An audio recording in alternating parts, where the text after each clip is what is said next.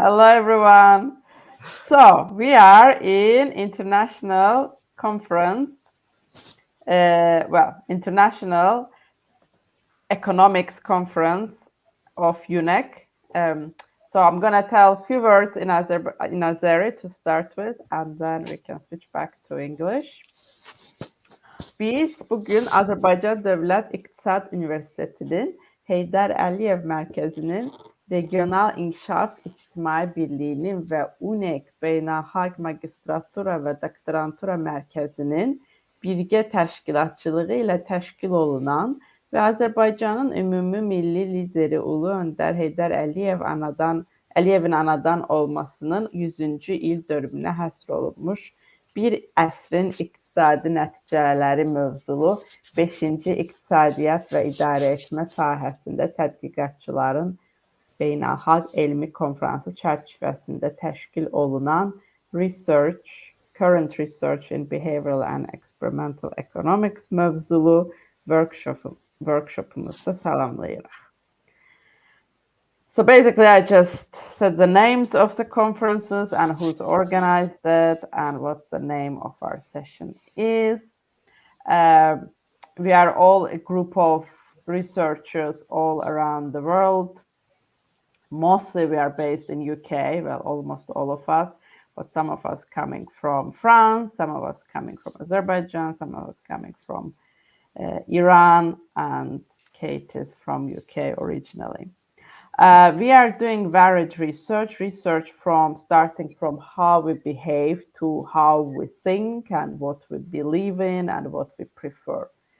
So you will see a mix of different research methods and research manifestations of behavioral and experimental economics.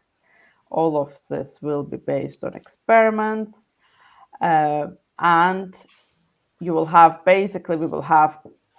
20 minutes per presenter, maybe 5 minutes for questions, 15 minutes for presentations, but questions can be within presentations too, so in total 20 minutes. And we hope you will enjoy the session. If I can ask you to mute your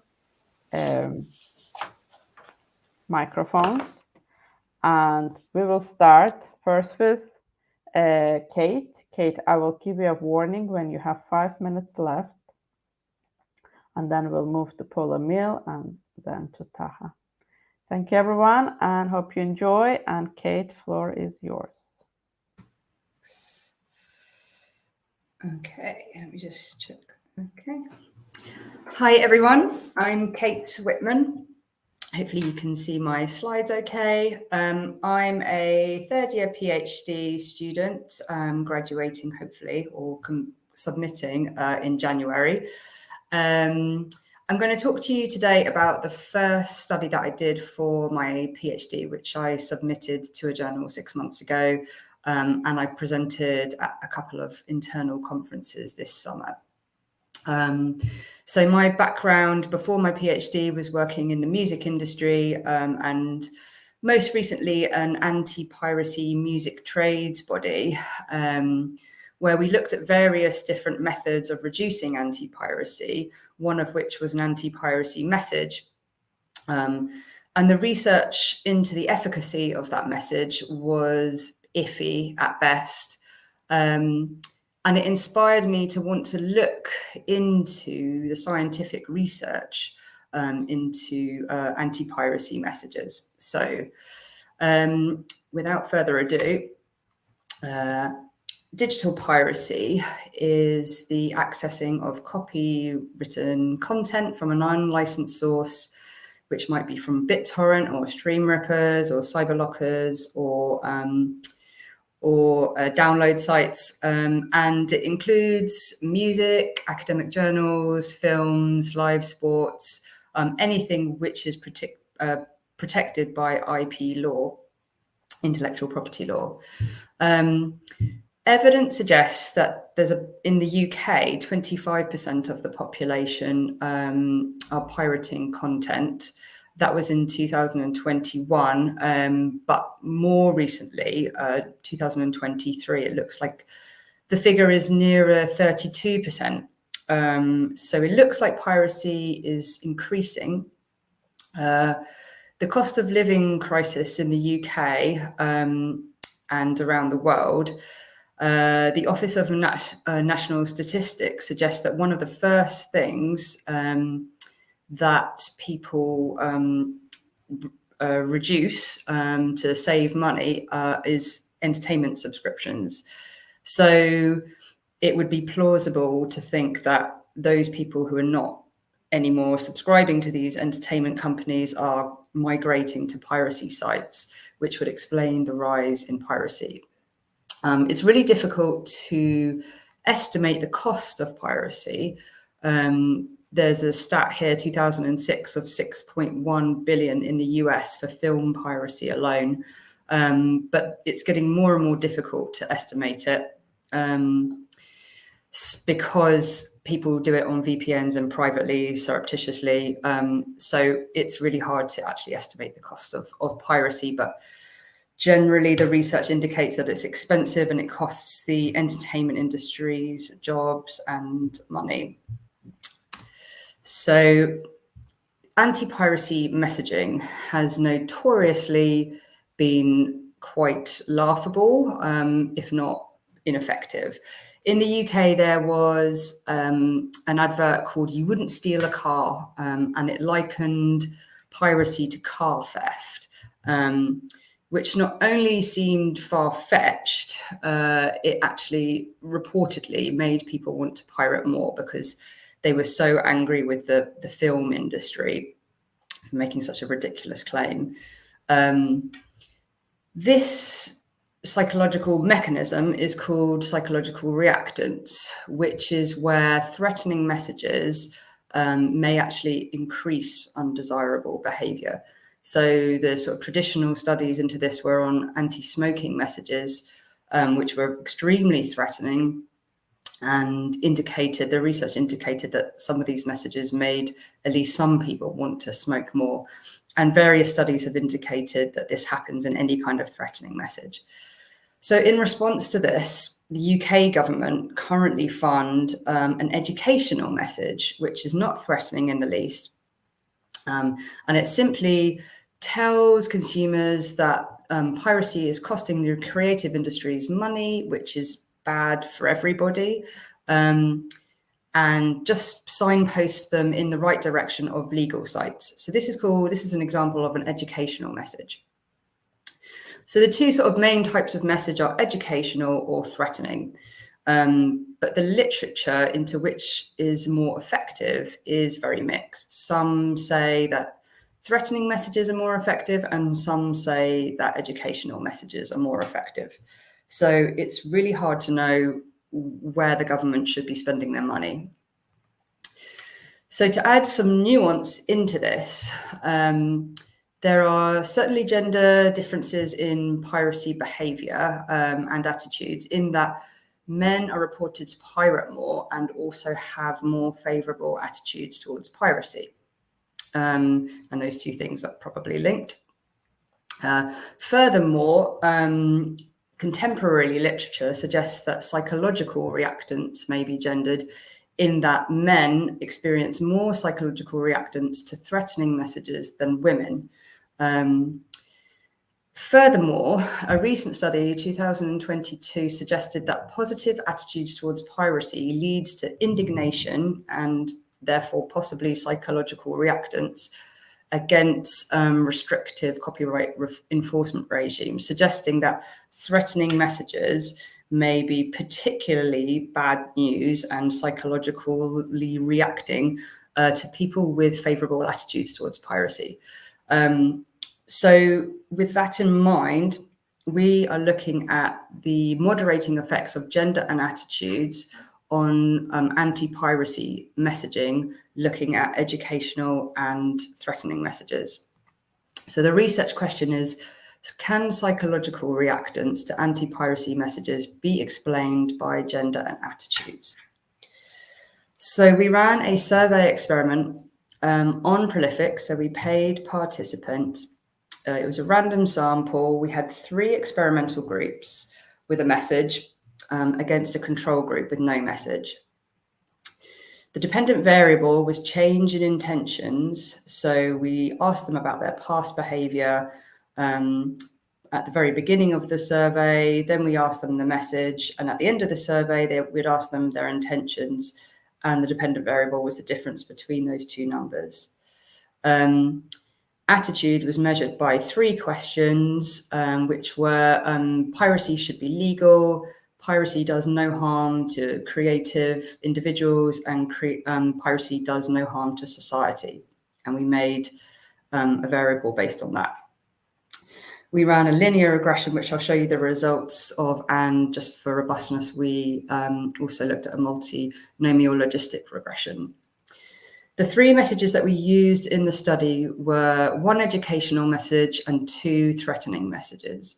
The educational message was the Get It Right message, which is the UK government's funded message, which just tells people about the damage of piracy and signposts them to legal sites. The graduated response message suggests that someone knows that you have pirated, and that if you do it 2 more times, your internet access will be stopped. And that's based on real wording that the university actually sends to students if they catch them pirating. The Crime Stoppers message is based on a charity message that the film industry funds. And it just tells people that their personal risk of being hacked or data theft or viruses. So it's a personal risk message. And as I say, we compared those 3 to a control group, and we looked at gender effects. And then in a minute, I'll show you the attitude kind of moderation effect as well.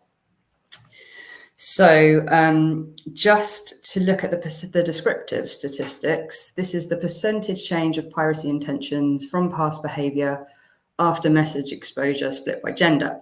So it includes the control here. If the lines travel to the left from the line in the middle, then that means that people have intended to reduce their piracy. If they go towards the right, then they intend to increase their piracy. And you can kind of broadly see that the female graduated response message has a favourable effect on women. But in particular, that the male Crime Stoppers message, the message Crime Stoppers to men, had an unfavourable result in that men wanted to pirate more as a result of that. So just comparing the Crime Stoppers message for men and women has a polarized direction. So men intend to pirate more and women intend to pirate less as a result of that particular message. And then looking at the results of the linear regression, and I'll show you the margins plot, which includes the favorable attitudes as a moderating variable. So looking at this chart, women are on the left and men are on the right. And the blue line is the less favorable attitudes towards piracy, and the red line is more favorable attitudes towards piracy. And the messages on the bottom are Crime Stoppers, Get It Right, graduated response, and control. And you can see on the left that women with less favorable attitudes towards piracy aren't really affected by the messages at all. And actually, similarly, on the right, men with less favorable attitudes not hugely affected by any of the messages. Where the nuances are is the red lines, the favorable attitudes towards piracy. So on the left, women intend to pirate less as a result of the graduated response, which is a threatening message. And on the right, the data for men, the Crime Stoppers message in particularly influences them to want to pirate more as a result of the message.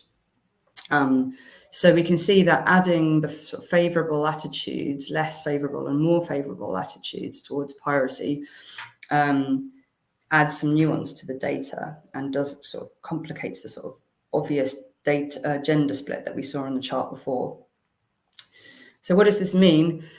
For this study, it shows that educational messages, we found that they were ineffective for men or women. So that's the Get It Right message, which the government currently funds at £1 million a year in the UK. And that indicates that for men and women, it has no effect compared to the control group. The threatening messages, however, have a negative effect on men's piracy. So they make them want to pirate more, suggesting that men experience psychological reactance to threatening messages. However, the same messages reduce women's TV and film piracy intentions. So that sort of suggests that those messages may be useful if they can be tailored specifically to women and only women. However, they are quite problematic. As a follow-up study, something that we're working on at the moment, we looked at the effect of normative messages. So that's simply telling people, you thought that 30% of people in your peer group pirate, the actual total is 15%, and adjusting their expectations of the social norm. And we found with that study a quite similar result that, again, men, particularly in that study, we looked at age as well, men under 34 also intended to pirate more as a result of the message.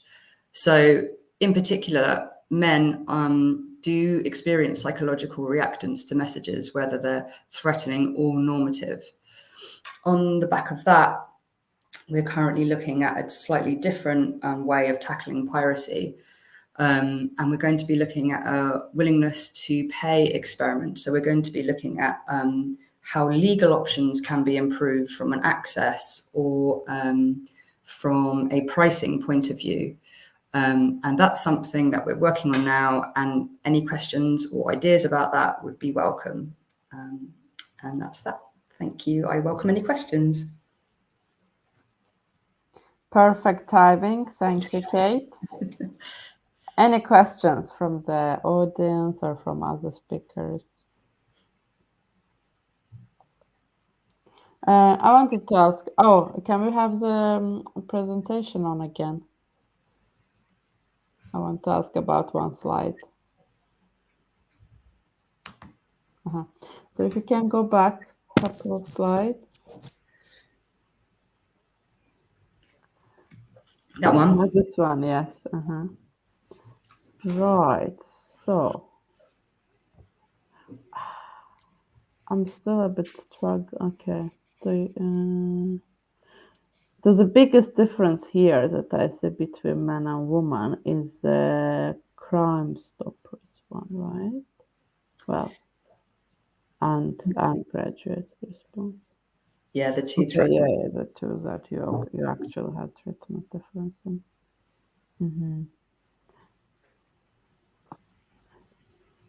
And any reason why you think favorable attitudes people have such large standard deviation?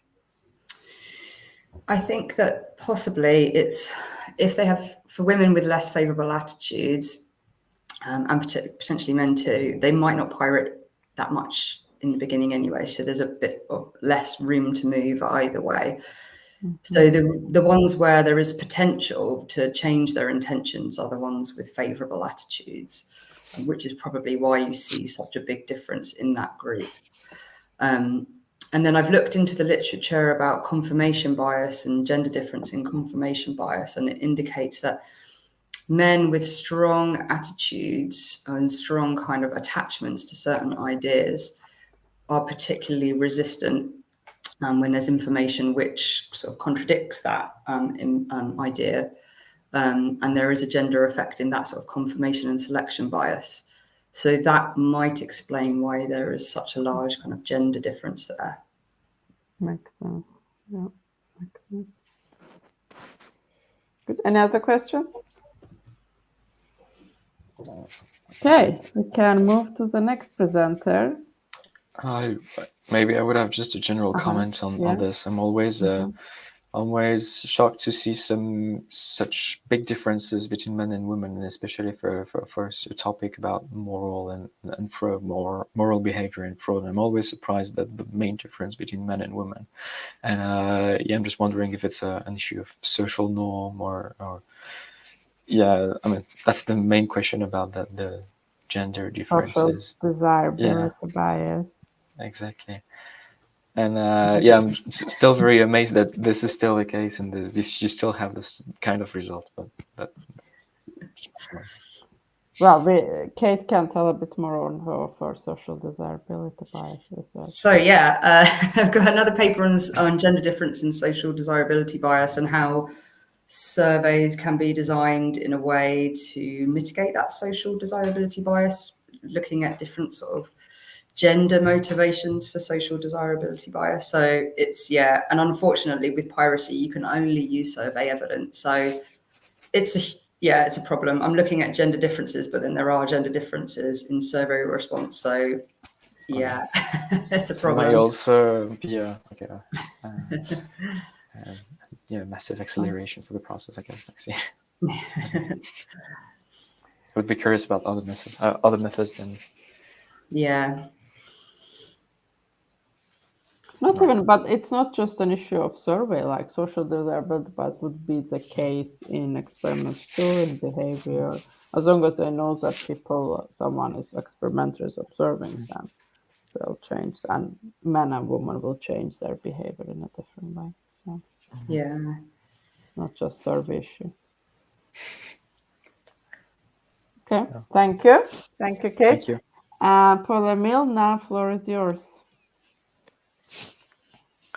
Okay, so well, hi everyone online. Doesn't look like the upload worked properly. Anyways, my name is Paul-Emile Mangin. I'm a second-year PhD student at the University of Portsmouth. I work with under the supervision of Wolfgang Luhan, and this is also a paper that we prepare with Sascha Fulbrun from the Radboud University in the Netherlands.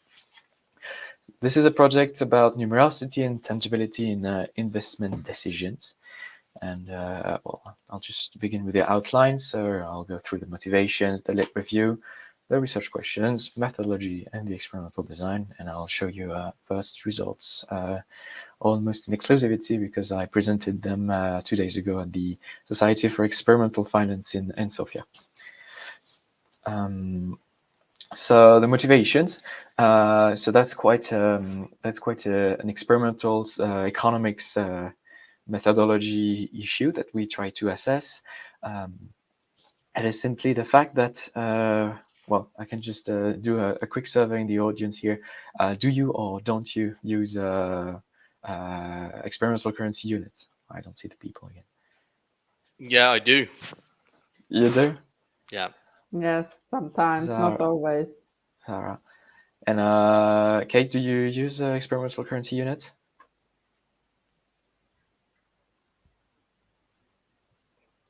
I can't hear you. You're probably muted.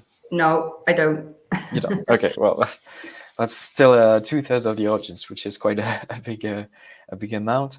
And so for those who are not familiar with the notions, ECUs or experimental currency units are found in experiments, and this is currency that we use during the experiment, and we convert them at the end of the experiment with actual money to pay participants. Exchange rates can reach, from a very short review that I have done, up to 1 to 20,000 experimental currency units for €1. So that can be very high, and we were wondering with my supervisors if there is a bias, if this may introduce a bias when we present ECUs to participants in a overall. So I'll skip this one. The late review. So previous papers about the use of experimental currency units in experiments. The very first one is the Drichotis paper, where they do an experiment with the second price auctions, and they do not find any conclusive results. So they don't find any major difference depending on whether or not we use experimental currency units and how they're used, how they're framed to participants.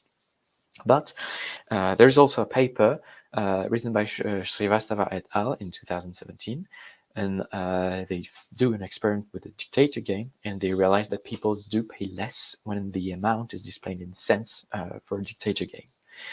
So we were wondering more precisely in our field about the risk assessment tasks and if whether or not the use of ECUs would be an issue. So our research question is very simple. In financial investment online experiment, how does the ECU frame affect participants' risk-taking? By ECU frame, we mean the use or not of the ECU, so if the amount is displayed in ECU or in actual currency, but we also mean the exchange rate between the ECUs and the actual currency. Just a bit of a theoretical context. So the first concept that may explain an impact of the ECUs on participants' behavior is the tangibility. So this has been shown in the lab that when participants have actual money on the table and they when they perform a task with it, they don't behave the same when the money is virtually presented on the screen. So they, for instance, in the dictator game task, they will be less generous, and they will be taking less risk with actual money than with virtual money. Second effect is rather a group of effects. So the first one is the numerosity. It is the fact that people, when the amount is displayed with a high number, they will think that the value is stronger than if the amount is displayed with a small number. Just for instance, people will marginally think that 999 meters is higher than a kilometers, than 1 kilometer, just because it is 999 on one side and just 1 on the other side. So basically, people don't care about the unit; they just focus on the number, on the figure that they see. A second concept is the non-constant relative risk aversion. It works in pair with the numerosity. So once people think that they over-infer the value or the value because of the number, well, then we know from literature that they will take more risk. They will take less risk if the amount represents a higher value for them. And working in opposition to that, we need to include also the game board effect that has been proposed by Davis and Holt in a textbook in '93. And they basically say that if you use a very high ECU frame, a very high exchange rate, well, it is likely that you will lose the financial incentivization of participants in your design. This is a point they make, but they don't have any proof and any empirical material to support this statement. So our hypotheses are in line with these concepts. The first one, the tangibility. We said participants invest less with pounds than with ECUs. Then we speak about the numerosity hypothesis is that participants invest with less precision when the ECU frame increases. Non-constant relative risk aversion, participants take more risk when the ECU frame increases, and with the game board effect, participants take less risk and invest with less precision when ECU frame increases. Great. Right, just going through the methodology here. Our study is registered on the American Economic Association website. We will do an experiment. We have done an online experiment using Qualtrics and Prolific. We will have 100 subjects per treatment, so 500 subjects in total. It's going to be a between subject design with an average payoff of £6 plus the fixed fee we need to pay for Prolific participants. And the estimated duration for the experiment is 15 minutes per participant. So here are the treatments for our design. So first, if we want to, I don't know if you see my mouse, but if we want to assess tangibility, we do a simple treatment. So the T0 will be our baseline for this research question. So participants will get, in the first situation, 200 pennies, and in the second situation, they will receive 200 tokens. So this is their initial endowment, and this is the endowment they will have to perform the task that we will present them, and that I will explain just after this. So this first comparison is to study the tangibility, and then we have 3 more treatments that will have the T1, so the 200 tokens, as a baseline. And for every treatment, we basically multiply the endowment by 10. And for these treatments, they will allow us to study the numerosity, the non-constant relative aversion, and the game board effect.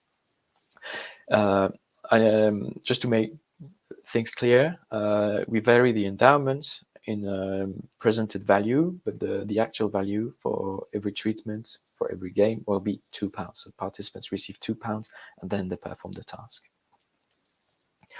Okay, this has been a bit distorted by the upload. The design timeline. So we begin with a risk perception control, which is a simple lottery, and we ask participants how risky they perceive the lottery on a Likert scale. Then we present to them the first task, which is a modified Nielsen-Potter's task. I will go into detail about this afterwards. They have three training rounds for every task, and then they can make the final decision. Second task is a modified Kroll et al. Task. It's a more complex investment task. I will get back to this afterwards. Then we run the controls. We ask them the demographics question, and amongst them, we also assess their financial literacy. And then we show them the game results and the payoff. So the main information here is that the game results and the payoff are announced at the end of the study, so they are not biased by the results of their when they receive them for the first game, for instance. So the first task, we begin with a modified Nielsen-Potter's investment game. The principle is very simple. They have their endowment, E of £2, and that is displayed in the different frame that we have provided before. They are allowed to make an investment X, and they keep the money that they do not invest. If the project, if the investment is successful, we roll a die. So that would be with a probability of 1 in 6. They get their investment back plus 5 times their investment, and if the investment is a failure with a probability in 5 and 6, they don't receive anything, and they just keep the amount they haven't invested. And according to China in 2013, X defines the risk level. Also, the second task. So it's very similar to the Nielsen-Potter's game. It's just that we have a more complex environment for the participants. We again endow them with the 2 points or £2 or equivalent, and so they're able to either keep the endowment that will give them an interest rate of 10%, or they can also invest it in what we call the coin project that will give them £4 if it's successful, and they will lose the investment. Same principle as the Nielsen-Potter's game. That would be with a probability of 0.5%. So we frame it as a coin flip. And then the third asset is the DICE project. We call it the DICE project in the experiment, where when positive, participants receive 17 times their initial investment. So as you can see, the expected value increases, and if you are perfectly rational, you would invest everything in the DICE project because you have an expected value in there. But because the risk perception is different, the risk preference, is different, they will have different investments, logically. This is just partial screenshots of the environment when the participants perform the task. So that's for the second task, and you can see the sliders for the coin project and for the DICE project. We have a summary below, and you can see where it's written tokens. So this varies. Sometimes it's for the first part treatment, it's displayed with a penny, and they can move the sliders, and the web page will update real time. The results, again, very distorted. Basically, as you can see here, so that's for the first game, the Nielsen-Potter's game. There is no major difference, so no significant difference between the two first treatments. So tangibility effect doesn't seem to arise in our study. And you can also see that between the 200 tokens and the 200,000 tokens, there is no significant differences. If any of our hypotheses on either numerosity or game board effect would be true, we would have either an increase or a decrease in the median investment. And you can see we have this weird W shape that is non-significant. So we don't find any result. For the Kroll, Lorry, and Rappaport game, you have here the investment of the participants for the two assets. On the left, the first asset on the left, the coin project, and on the right, the dice project. And as you can see, we don't have any significant trends either. For the same game, here are the results for the standard deviation of the participants' portfolio. Again, no significant effect. Basically, they do not take any more risk in any of the treatments that we present them.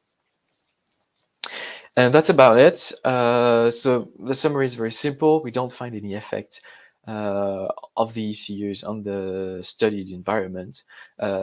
That may be good news for the discipline. As I said in the beginning, our idea was really to assess if these ECUs may be an issue for the experimental finance and experimental economics when we work with the risk preferences.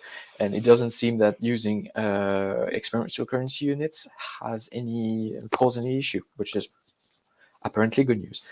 I still have a bit of data analysis to do. We will have a few regressions to do to consolidate these results, and but otherwise, I think the violin plots are clear enough to answer this question. If you have any question on your side, you saved a lot of studies with showing no difference here. Yes, if you could have found a difference, then yeah. Lots of studies would have been in trouble.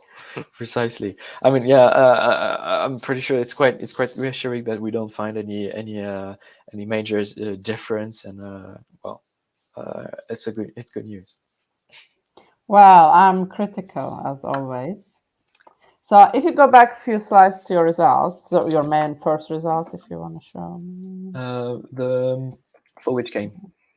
Yeah. So that's the first game. Supporters, yeah. Okay. Right, I can already see that you are massively noisy, your data, and you had 100 observations per treatment. Yes. So you have to really convince me that those 100 observations give you enough statistical power to actually claim that there is no difference. Because in my prolific experiments, what I've had, even the significant things that I'm sure it's a significant difference, that's like a massive treatment difference I can see, but the data is so noisy that it doesn't become significant. So in my biggest study, I had like 250 observations per treatment to actually prove that it was significant. So with 100. All right, I agree. And about this, I didn't talk about this in the first slide, but I've indicated it. We have done the power calculations, and we can detect a 0.36 standard deviation, so a quantity of 0.36. It's not very high. It's a medium effect, so we can say that. But you can't detect a small effect. We cannot detect a small effect. So if there is a small effect, we cannot detect it with this design, and we need more observation. And so I would argue that your hypothesis is this ECU effect. If it happens, it's going to be very small effect. So you have to really assume small effect for this study. So I definitely agree with you. I know it's one of the weaknesses of the work as is. So I'm transparent. I know I cannot detect any effect that is smaller than 0.36. But it's very easy thing to fix. It's very easy thing. I think one of the continuations of this study would be to run again more observations, basically, to get a smaller coherence D, and so what I think would be interesting, or what we can do because it's also a budget issue, because we need more funding to collect more data. What I think I will suggest to my supervisor as a follow-up to this first experiment would be to run the treatment 0, so the penny treatment, the treatment 1, the token treatment, and then the treatment 5, so the 200,000 environment, to make sure that we really don't find any. We can find any. Just take smaller effect. Yeah. Yeah. Take the extreme ones and go max out. So whatever your budget have, just max out. But you can also pre-register it. So if you add the component to pre-registration that always 100, we couldn't detect small effect sizes. That is why we are gonna run another 400, let's say. Yeah, it's definitely and then run. Because I don't think you would convince people with this. This is what we did with the resources we had so far, and I agree it needs to be strengthened with more statistical power. That's obvious. Definitely. I agree. Yeah. Okay. But it's a good starting point for sure. Yes. Thank you. Well done. Another question? How did you pay? Sorry, maybe I missed this part, but how did you pay to the participants? So what was the protocol? What was the protocol to incentivize the participants? So both games are paid. So first of all, they receive a show-up fee that is, I think, £6. Yeah. So they receive a show-up fee. I'm not sure about the amount now. They receive a show-up fee for participating in the prolific Portrix experiment, and then both games are incentivized, and they have the 3 training tasks where they have like basically simulations, and we show them, well, this is what you receive, and if this result is correct, this is what you receive. This result is correct, blah blah blah, and then they have the decision screen, and then they do the decision. We show them the results at the end of the experiments, and they are incentivized for both the Knizia Potters and the Crawl and Lorry game. This may also be an idea to reduce the cost. Is just to incentivize one of the 2 games for the upcoming research to get more statistical power. We know from the literature that you can only pay one of the steps of the experiments, and that would be a way to achieve more significativity with a restrained budget. Okay, thank you. And otherwise, participants, we pay them via Prolific, on their bank account, basically. So nothing very fancy on that front. Yeah, Zara? Have you considered doing this in the lab? It is also an idea to see if these results are also hold in the lab. So that's also on the table. Again, we will need more resources. Because another criticism would be that most of the studies in the past have been done in the lab. This is online. Maybe it's an online environment thing that there is no difference, but then in the lab maybe there is. So we decided initially to run it in the lab, online, sorry, because we actually expect the effects to be stronger online than in the lab, just because, well, people are facing a screen, the amounts are more theoretical, and they're less tangible, because if you are used to lab experiments, you will receive cash at the end of the experiment, whereas if you do online experiments, it's not going to be cash. So I mean, Ours is the opposite. In can go both ways. They've done like thousands. There are people who've done thousands of studies, so they're so experienced. Yeah. They are much less susceptible to treatment. Whereas in lab, actually, no. I mean, they're less experienced. They're more naive. So in lab, you can detect it on a smaller level. I think I feel like the general environment for behavioral and experimental economists is that online experiment was for COVID time, and we have to go back to our usual lab study type of work. So maybe that's something to think about if you want to get a stronger. Well, another point I have is just that there is a paper that is basically called Lab versus Online, No Difference.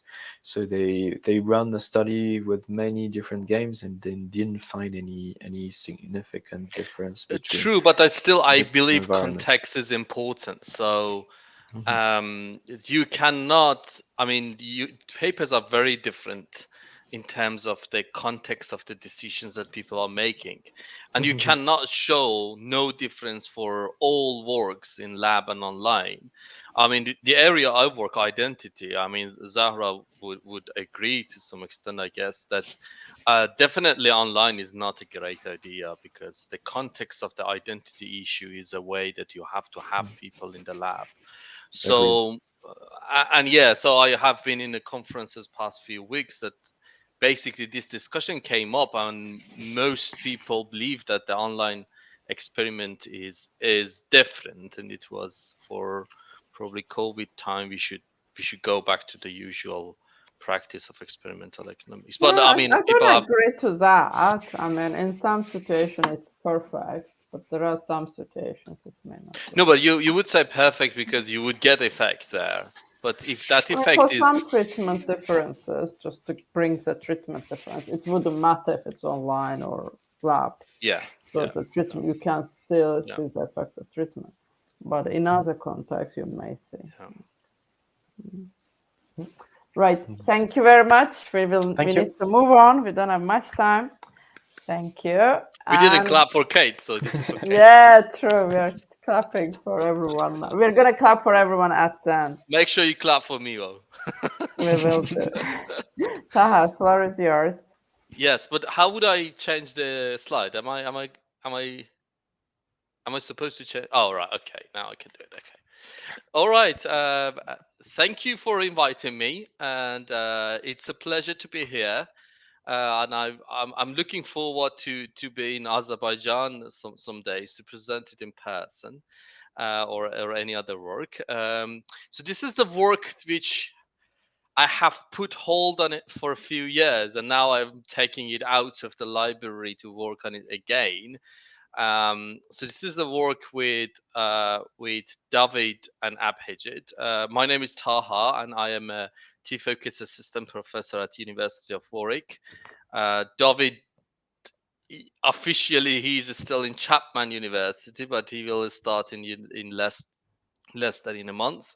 And Abhijit is Appalachian State University in the US. This work is about group identity and social preferences, the role of endogenous information. So if I want to give you the story starts from the identity and the role of identity in economics. So identity is important. That's not a news for economics. Economics has shown it since, I don't know, 2000, and a lot late than other related disciplines like social psychology or sociology. But then we have got some evidence for outgroup biases, and this evidence, as you can see, goes back to 1971 in social psychology. And then lots and lots of papers have shown that there is an evidence of outgroup biases and discriminations between groups. And also, social preferences has been important, and there are lots and lots of papers show that social preferences is one of the elements that basically influence people's decision. And this seems that endogenous social preferences endogenous. In other words, it's important who you are interacting with to show your charity concern, to show that you are envious or not, to show that you care for social welfare maximization, reciprocity, and that kind of thing. So the question that we are thinking around is, how can we cooperate with people who are not like us?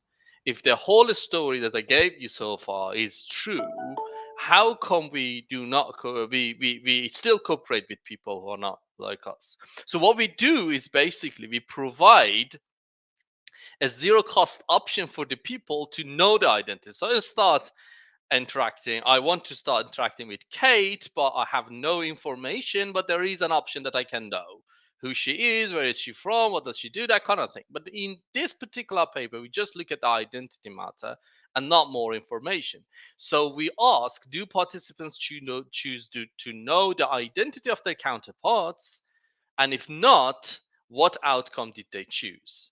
So if they choose, this means that probably they care about the social identity and follow the group norms. If I'm concerned about identity, if I really care about the identity of the person I'm interacting with, then I will try to get that information, and it is free, so I can take it, and then I will interact. I will choose to be selfish or to be to be basically non-selfish or show the pro-social behavior?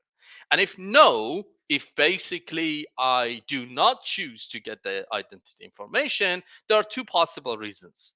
And our design allows us to distinguish between these two reasons. Why don't I want to have the information about identity? One is motivated belief, and the other one is kindness of a stranger. So motivated belief is no pro-social outcome. So information avoidance is there not to feel compelled to provide for others.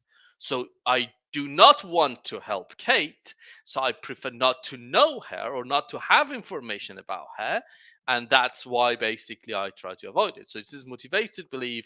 And the second one is kindness of for strangers. The identity information is not at the core of my decision. I do not want to know because I'm gonna be kind anyway. I'm gonna help others anyway, and that information would be would not affect that. So prosocial outcomes, subjects have learned to cooperate with the strangers in societies for hundreds of years.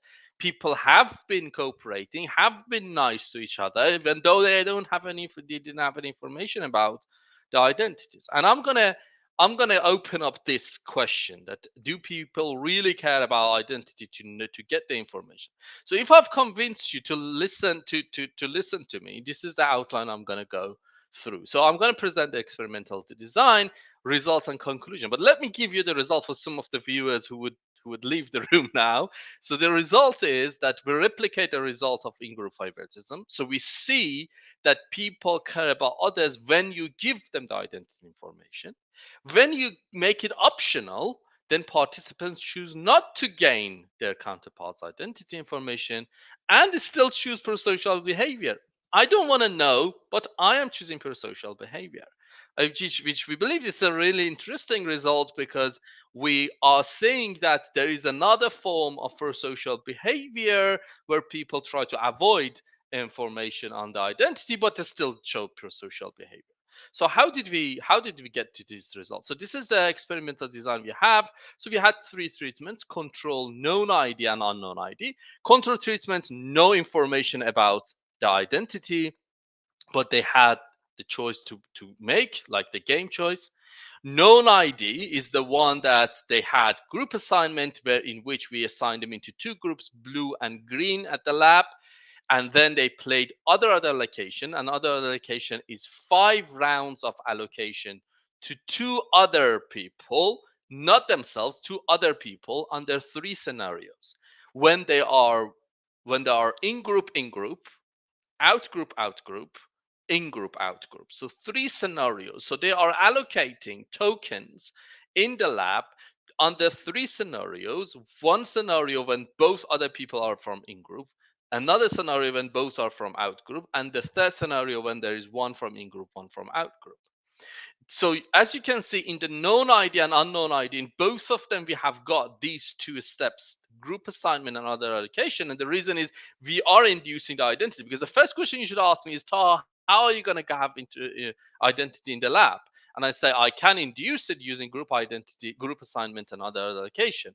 And then they are going to play games. They're going to play games that we try to investigate the effects of these optional identity information on their behavior. And then in none of them we do have unknown identity, except the unknown ID treatment. So these are the games that they will play at the end of the after they are induced. In the control session, they just play this. In the known ID, we tell them that you are playing with either in group or out group. And in unknown ID, we tell them, we don't tell you who you are playing with, but if you want to know, there is a button, click, and that we will tell you. So they are playing these games. Just very briefly on the games. So they have got 3 dictator games. These games have been taken from Charnes and Rabin 2002 and followed up with Chen and Lee 2009. And what do we get here is we have 3 sets of response game. You can see that in game 4 and 5, V's payoff is identical. So for player V, it doesn't matter which payoff, but he can show some form of pro-social behavior in terms of reciprocity if she likes to. And then game 6 to 10, B sacrifice to help A. Obviously, again, A has done something nice to be here because the payoff for A for B has been low, and B has the option to sacrifice it. And then 11 and 12 is B sacrifice hurt A. So these are wide range of games. So we have conducted this at the University of Leicester. I'm still collecting data at University of Warwick.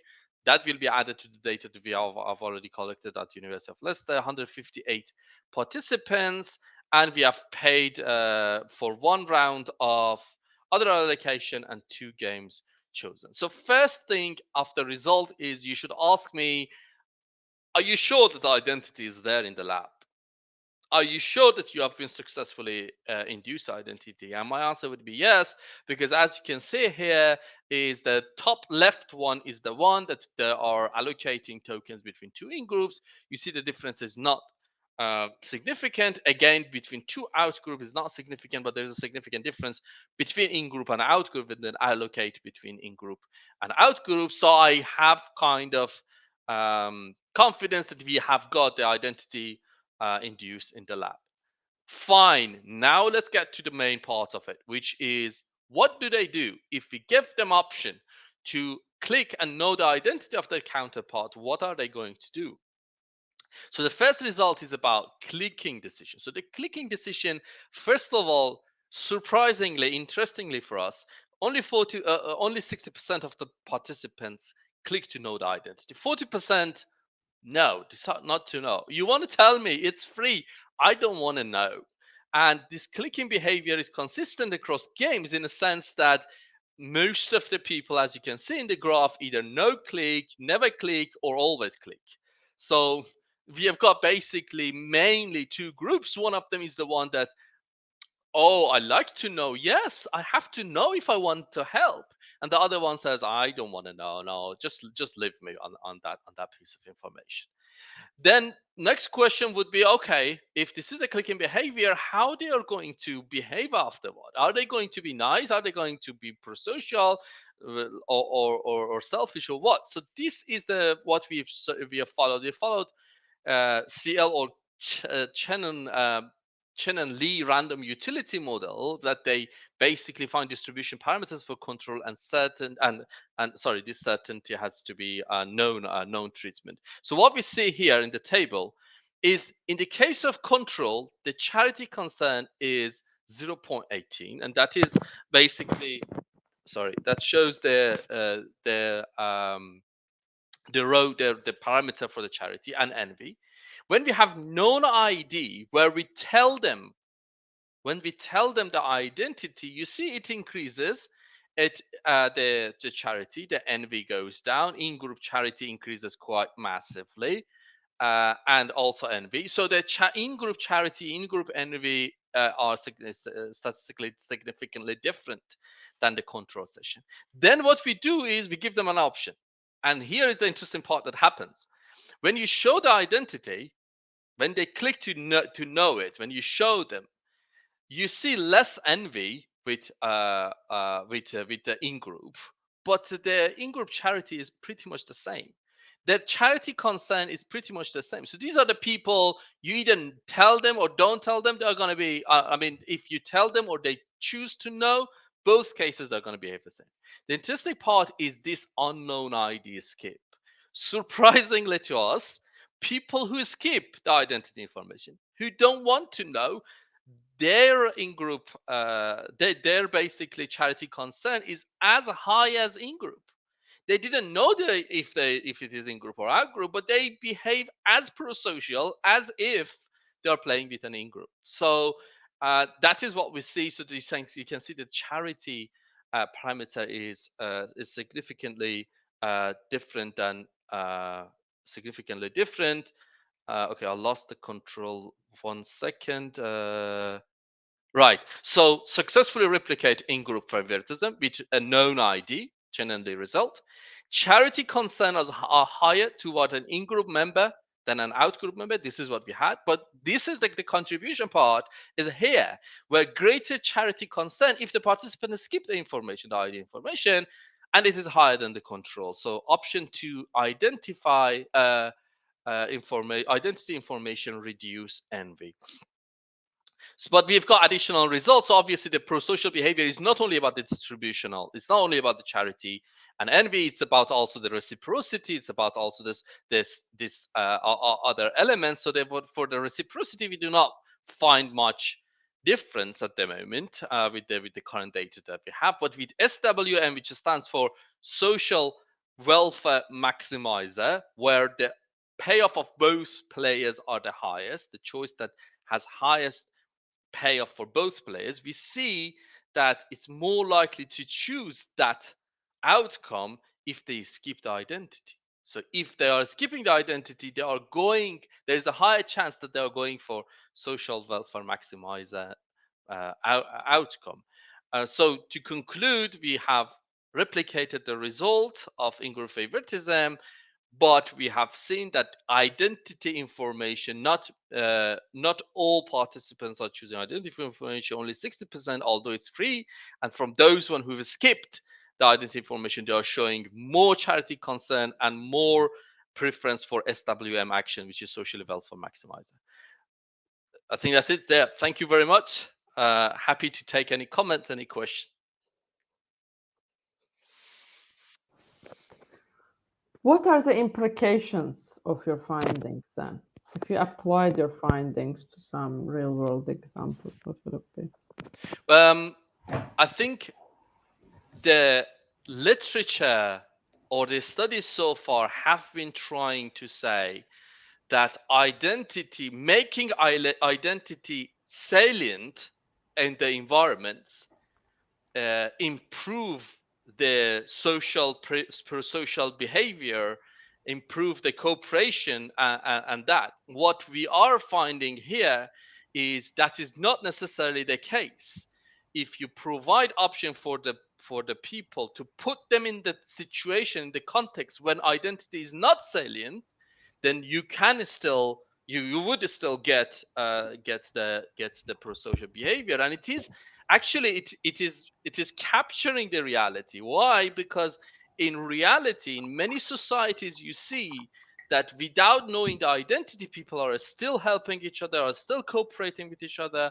So this is basically I think this result shed more light on what we have what we have in the actual interaction between people, and that makes us a little bit cautious of in identity form interventions, because I've seen studies that they try to make identity salient. They says, oh, it is important factor, it's going to help, let's make identity salient.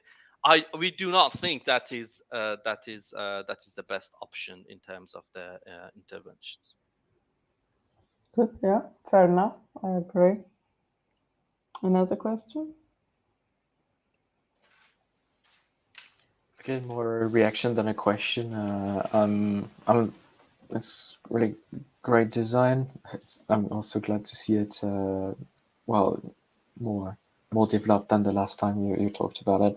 I'm just surprised that you only have 60%. I mean, just as a result, just 60%. It means there's just 60% are willing to know if their pairing is in the same group as they are. And I mean, that's quite surprising to me. I would be curious to know if the person is in the same group or not. So only 60% seems a very small number. Yeah, and especially because it's free. Yeah. But the first guess would be that 40% are not clicking to know the identity because they are trying to use motivated belief. They try not to feel compelled, but that's not the case here. As opposed to other paper. I don't think Paul Emil you have seen this paper before from me, but that's the other paper which is very close to it's this another one. Okay, Yeah. Because it seems really similar. Okay. Yeah, but in the other paper that I have with Zahra, that is where we believe that motivated belief is playing a role, but here it doesn't seem to be the case. Okay. Just a question: do you think it would be interesting to make? I mean, you say it's free. Would it be interesting to make this reveal button, costly for the participants, and to see to which extent they are willing to pay to actually know the identity of their counterpart? Um, yes, if he had got 80%, 90% clicking, that would have been a more interesting question. But now we're making it costly. We are going down from 60 to 30 or to 40 or 30 probably. And but like willingness to pay is something always interesting. But the focal point here is that identity might be matter, but it is limited, it is to some extent, and we should not always make it salient. And that is not always helping us. In what environment, that then follow up discussion. But this is something interesting in a sense that it puts a kind of hold on in the literature. The hold on. Let's figure out if it is, because in all previous studies like Chen and Lee and all, people didn't have any other option. We are telling them, you should know this is from your religion or not. This is from your group or not. But here now they have the choice, and we see that when they have a choice, they avoid it, and they still behave for social. Yeah, great conclusion, I say. It's very interesting. Perfect. Yeah, I really like this project too. Good luck. And you've collected how many more observations? So I have currently 160 participants. I have collected 160 more now, and almost double the data. That data is not included in this presentation yet, but I will have them added, and then hopefully one day I will present a complete project. And I've got lots and lots of other results to show, but I wanted the main message to be there for now. And have you had a look at the new data, and are they going in the same line as the previous? No, I literally collected one session yesterday. Okay. So no, not yet. I have to run away now, but I love this study. I think it's really. Should we do like clap for everyone? Yeah, thank you. Thank you very much. Perfect. Thank you, and thank you everyone. And we can stop recording. We can stop broadcasting. And Kate, if you have to go. Thank you.